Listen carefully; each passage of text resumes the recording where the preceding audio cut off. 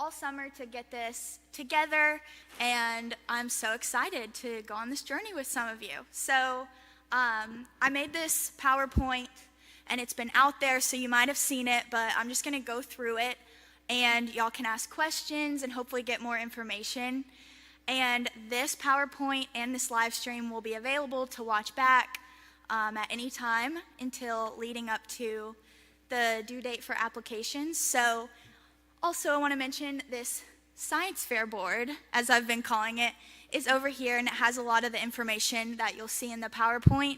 This is available in the nave on Sunday mornings, and there's a few other pamphlets that you could take that has some of the important dates to know, like application deadline, first meeting, first fundraiser, things like that. So y'all can grab one of those on your way out, or you can take notes. We'll go over all of that this morning. So again, welcome to the informational meeting. So we are going to Belize next July. So here's a little map graphic so you guys can see where Belize is, to make it a little bit more real and to have a place in your mind as we're going through the possibility of us going there. So there it is, the red little pin. All right, so a little bit about Belize. One of the things that drew us to Belize is the language. So it's majority English speaking. There's a little bit of Spanish, so if your student is taking Spanish, or if you know Spanish already, there's opportunity to practice that and have a little bit of fun. But majority is English, so you'll be able to communicate with the people there. The population is Mayan Mestizo people. Poverty information, 41% of the population lives below the poverty line, and there's a large gap between the rich people and the poor people there. The age, more than half of Belizeans are younger than 25 years old, so there'll be a good opportunity to interact with people your age or younger. And so that's always fun, to get to meet people that, you know, are your same age but in a different part of the world. And many children there are unable to continue past the 6th grade. So the company that we are working with is Bold Hope. So we were searching for a company that we could partner with to make some of the logistics a little bit easier, since we've never done this before, since Rich and I have been here. So we found this awesome company called Bold Hope, and we've been working with them all summer to plan this, and they're really awesome, very hands-on. I've talked to them multiple times, and they're really excited to partner with us for this. So our meeting at the end of October will actually be on Zoom with one of the representatives from Bold Hope. So we'll get to meet someone from the organization and be able to ask questions. We also have, which we'll get to in a little bit, we have a specific trip coordinator. Her name is also Rachel, which is kind of fun.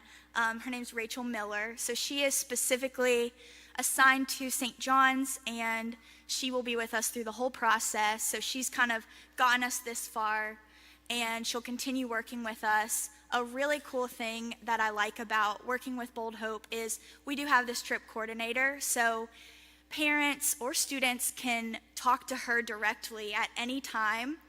She's very quick to respond to emails, so if you have any specific questions or concerns or troubles, instead of coming to me and me going to her, you can go straight to her, you know, or you can come to us as well. But it's nice to have a person that's out there working with the organization that has been to Belize before, that you can ask those specific questions to get a little bit more information directly. So any questions at any time, you can work with her and contact her.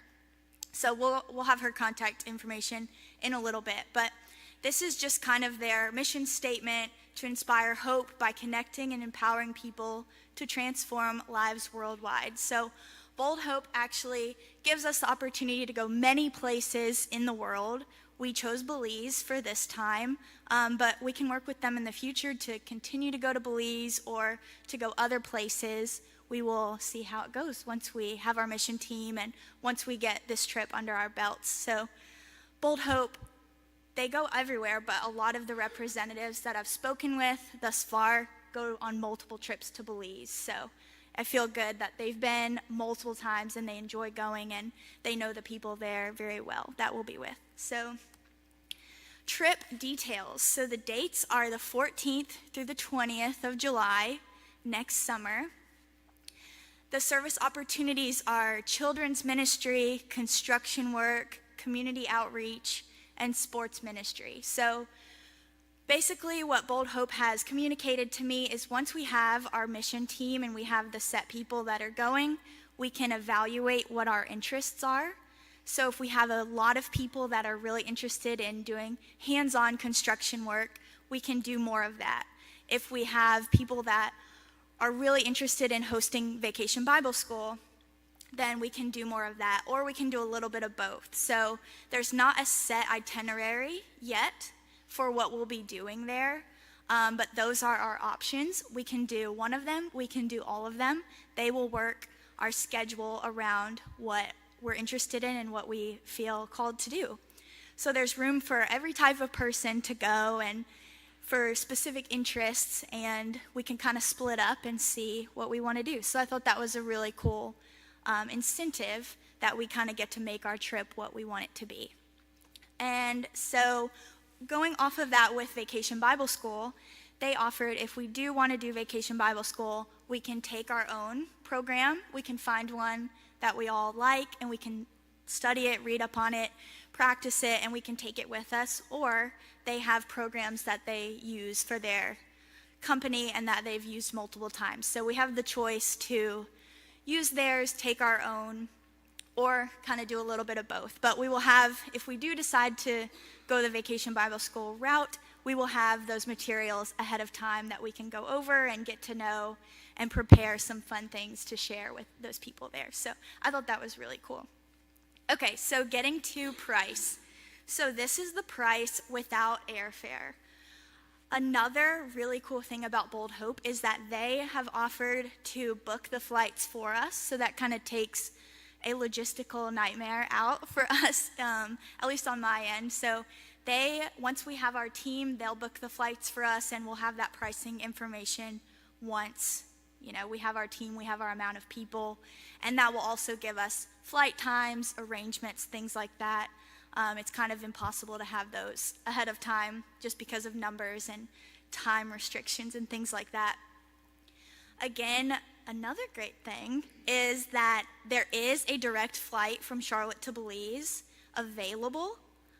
Not saying that it's set in stone that that will be the case, but again, logistical nightmares, transferring and having layovers and things like that would be nice to avoid. So Belize is a really cool spot because it does have a direct flight.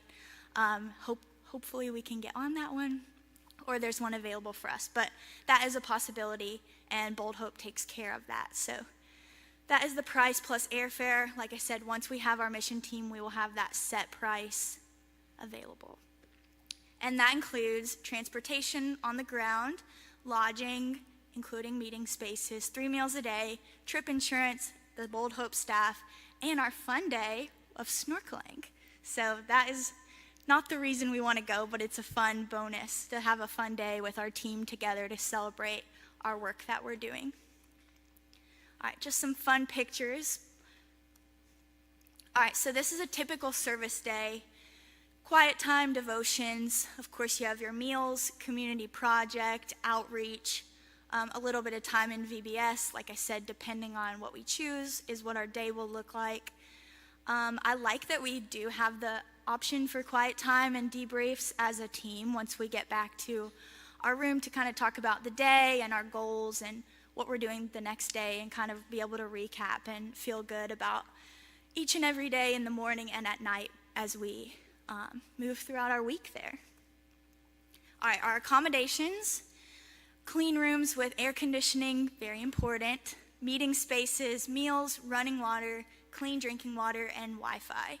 So we will be staying in a hotel that is partnered with the churches that we will be serving. So they send teams to Belize quite often, and they all stay in these hotels. So they're pretty nice accommodations, and they've stayed there before, so I'm confident that it's going to be a good place, and that we'll be in a safe area with rooms and have a place to lay our head at night. Okay, so next steps, as I talked about, there's a pamphlet over here that has all the dates that you'll need to know. So our application is out now, I guess starting today. It can be found on our website, the St. John's website. We have our own tab for mission, and there you can find this PowerPoint, some more photos. You can find the application. You can have the contact information for Rachel Miller, our trip coordinator, and there you can also find the donation page, which we'll get into in a little bit. But our application is due on the 25th of October. The application includes things like questions about if you've ever been on a mission trip before, what you feel that you will add to the mission team, if you speak any other languages, what's your St. John's or EYC participation like, things like that. It's not too extensive, but those can be turned in to myself, or you can put them in my box in the church office. You can email them to me, however you'd like to get them to me, but they are due by October 25th. So we will have our first mission team meeting on October 29th. We would like this to be mandatory. If you do get accepted onto the mission team, we will tell you sooner than that date. Hopefully by the 26th, we will have that set roster of people coming. And then we would really like everyone to be there on the 29th. Like I said, we will have a representative from Bold Hope here to meet and to kind of tell us more about our trip and about Belize, and to be able to answer some more specific questions. And we will also talk more extensively about fundraisers on that 29th meeting, because we have 3 that will start one that night. So 3 fundraisers in the fall semester. So we will be doing trunk or treat on the 29th, actually, which is why it's really important for us to be here for that meeting. We will be serving dinner. So someone from the church has offered to give us barbecue, and so we will be serving that for dinner during the trunk or treat for donations. So there's not a whole lot of work that goes into it. The food will be already here and available. We will just serve, we will clean up, and so that's a pretty easy start to fundraising. The seniors did it last year for their trip, and it was really fun just to be there and have fun and hang out and see all the kids, which are already probably going to be there anyway. So it's a good opportunity to just have a fundraiser right out of the gate.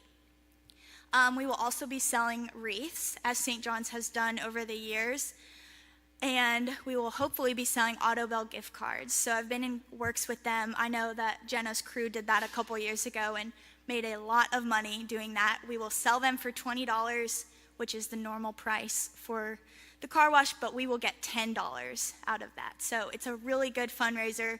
It's good for stocking stuffers during Christmas. It's super easy to sell both of those things. So those are all 3 in just the fall before we even really get our mission team up and going. So good start on fundraising. We have said in the announcements we don't want money to be an issue, that anyone doesn't go because of money. We have plenty of fundraisers, and we want to work with you guys to make you able to go if you really want to go. In the spring, we will hopefully do a version of Party with a Purpose. This is a grand event from what I've been told, and we will be doing a version of it. It might not look like what it has looked like in the past, but once we have our mission team, we will begin to work out those logistics and get planning for that. Another one is Pancake Supper, which has typically been for our seniors. We will do for our mission team this year, which is always such a fun night to be with St. John's, and it's just fun to come and prep the food and to be in the kitchen and just to be together. More to come. We'll have some babysitting nights where people can drop off their children at the church and we can just hang out and have dinner together. And again, once we have our mission team and we meet on the 29th, and as we continue to meet, if anyone has any ideas for fundraisers or connections of things that we can do, we're open to discussing and planning and prepping together as a team to do as much as we can until we leave for our trip. Okay, so a little bit more about fundraising. Each individual who signs up will have access to their own fundraiser. Again, it's kind of along the lines of GoFundMe. They can change the information, share the link with friends and family, and you will have your own donation page, and then we will have a team donation page. So if people in St. John's want to donate, I'll show you the page in just a second. They can go to the St. John's page, and then you can click a drop-down box, and it'll have all the individual names of people going. So if you want to donate to a specific person, you click their name, and money goes straight to you. If you want to give to the team as a whole, there's a page for that, and it'll go to everyone evenly once we get to the payment time. So you can edit the information, share it with your friends and family. Any donations that go in directly through this account will be tax deductible. There are very specific ways that you have to give for it to be tax deductible, so we will go over those again once we have our mission team. People can give you checks and things, but it's easy to go right through the Bold Hope website and foundation because, again, it's tax deductible. Okay, so etc. Passports, they must be valid 6 months past the date of travel. So if you have a passport, that's awesome. If you don't, you might want to get on it as soon as you're accepted onto the mission team, because that is a crazy process that often takes a while.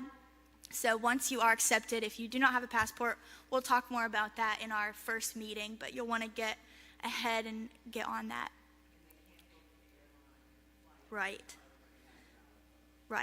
So Beth said, for us to book the flights, you have to have that passport. So we will want to do that as soon as possible if you don't have one. Again, we'll talk about background checks and child abuse clearance for any adults that will be going. Minors will have to sign a notarized approval for guardianship. And just to put this out there, there are no mandatory vaccinations required to travel.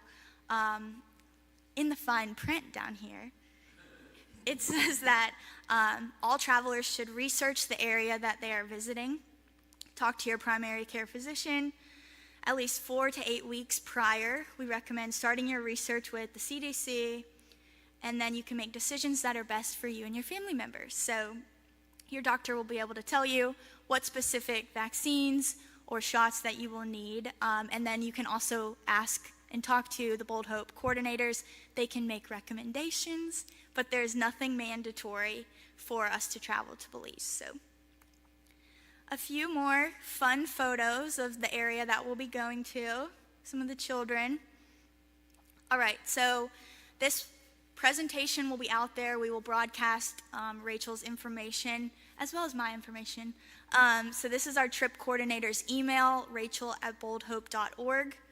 Her name is Rachel Miller. She's awesome. Everyone there that I've worked with so far are really awesome, very personable. They have very good information on Belize because a lot of them have been there before. So that's very helpful. And then this is our website for the application for this presentation and for that contact information as well. It's just the St. John's website /mission. I'll leave that up for a second. Okay, so this is an example of the mission trip fundraising page.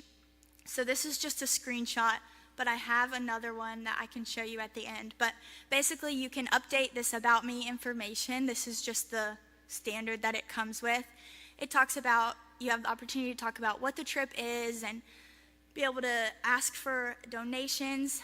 And then this little drop-down box right here will have where you can choose who you'd like to donate to, and then the amount will change based on the amount of participants. This is also not correct because at this point it's only me who's on here. So that would be the amount if one person were to go. And then it has a little countdown for the fundraiser.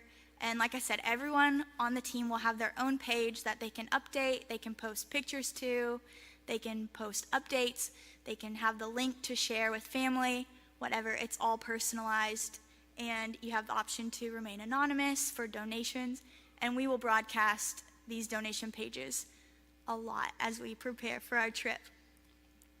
Okay, so communication for the mission team. Once we have our mission team, we will have a group me message. This is what we use for some of EYC stuff. It just has everyone there. You can sign up with an email. You can sign up with a phone number. Basically puts us into a group message communication. So we can communicate, ask questions, have everybody together, and you can ask questions at any time. We would love to begin meeting regularly beginning in January. as we plan fundraisers and as we come together as a team to get to know the people that we'll be going with, as we have a place to ask questions, we can continue to meet with the Bold Hope representatives, maybe even meet with some people in Belize. I don't know, but just to have some time to be together and to get to know each other as we prep and plan for our trip. And we can, once we have our mission team again, I keep saying that, but we will be able to have those dates. So the best time to meet for everybody, we can kind of work those out. And then, as I mentioned, the flights will be purchased through Bold Hope, and will be visited by the representative during our October meeting. Okay, so I've kind of put a lot of stuff out there, and I want to open it up if you have any questions for me, for Peter. He's here, and he's been kind of working with me on this, and if there's questions we don't have the answers to, I've asked Jenna to write them down, and I can relay back to our Bold Hope representative and get back to you with the answer, or like I said, you can reach out directly. But if you have anything for the group that would maybe help somebody else or something that we missed, now's your chance. Yeah. How many seats or how many spots are available? So we have 20 allotted spots. Not saying we'll take 20. We don't have to take 20, but we do have 20 spots available. It does. Yeah, so there's room. Yeah, Jackie. How many, do you have an idea of how many like adults and kids that you're looking for? So the ratio is 4 to 1 The ratio is 4 to 1. for students to adults. So basically you want probably 4 adults and 16 kids is kind of thinking of it. Yeah, if we were to take 20, yes. Yeah. Oh yeah, we also we'll have Bold Hope staff with us at all times during the trip, as well as we'll be working with a specific church, so we'll have those adult leaders there as well. But for us and like for logistics and flying and things like that, we have to have our own. But there'll be plenty of adults there, but we want to take our own.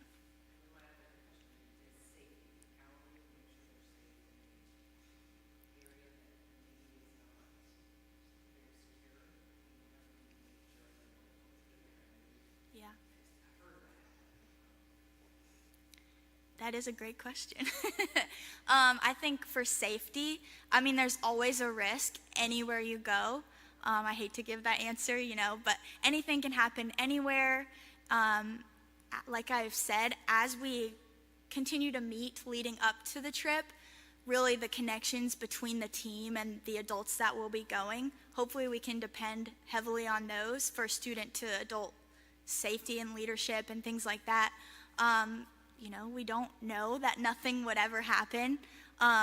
Hopefully as we do continue to grow as a team and as we get to know the Bold Hope organization and people there, hopefully there's a little bit of trust that can be built to solidify a little bit of safety.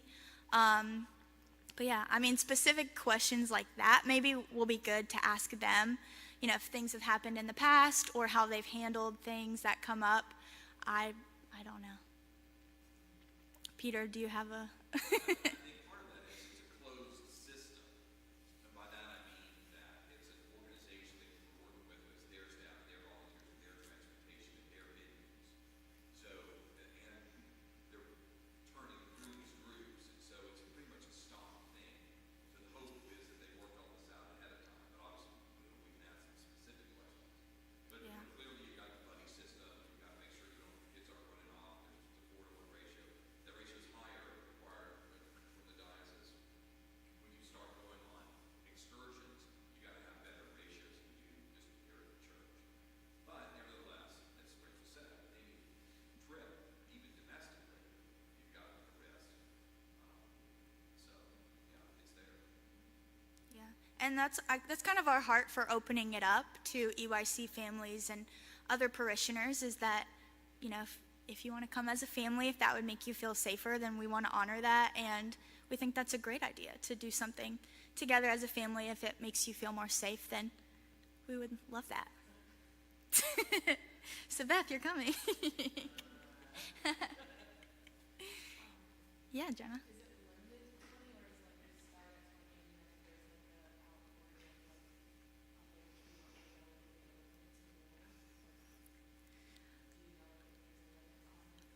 20 is pretty much our max, especially for flights. We still have a long time until we do go, but with flight things, 20 is kind of the max that I would like to have. I like the way that we're doing it as a team and having these meetings, and 20 is kind of the cap in my mind where you can't really get to know everybody and work with them as a team. I don't think that we'll have more than yes, so our minimum is 12 and our maximum is 20. That I would say is a pretty set standard that we'd like to set. And some of the FAQs, there's a paper over here with FAQs. You know, one of the questions is, what if I can't go this year or it doesn't work out for me? The answer to that is we'd love to do this either every year or every other year, depending on how it goes. So if you don't get to go this year, there's always next year to come. Another one of the FAQs is, none of my friends are going, should I still come? And the answer is 100% yes, because we will work as a team leading up as we do these fundraisers and we go out to eat and we get to know each other. You'll be comfortable and you'll meet people that you may not have connected with before, and as you see them in EYC or you see them at church, you'll know that you're both on the same mission team. So you'll get to know the people and you won't be alone as you go. So we definitely want everyone to apply that has any interest in coming, regardless of if their friends are coming or not, but also encourage your friends to come, because more the merrier, up until 20. Any other questions? Peter, do you have any other thoughts? Okay. You're good. Okay, so say you get a plethora of applications. What criteria are you using to select? That's a good question. Age, is it participation in UIC, and how are you? So that is a good question that we haven't fully solidified an answer on. We'll have a mission selection team, and things in the application that will be covered is, participation in not only EYC, but, are you an acolyte, or have you been confirmed? Things like that, I think would come into play here. Yeah, I don't anticipate this being overloaded. We haven't been overloaded in EYC in general, so I don't anticipate it being a trip. But there is precedent for selection. You can just talk to Matt Williams about all the work that you've done in the past. So we probably lean on some of those criteria, which Rachel was suggesting. Yeah.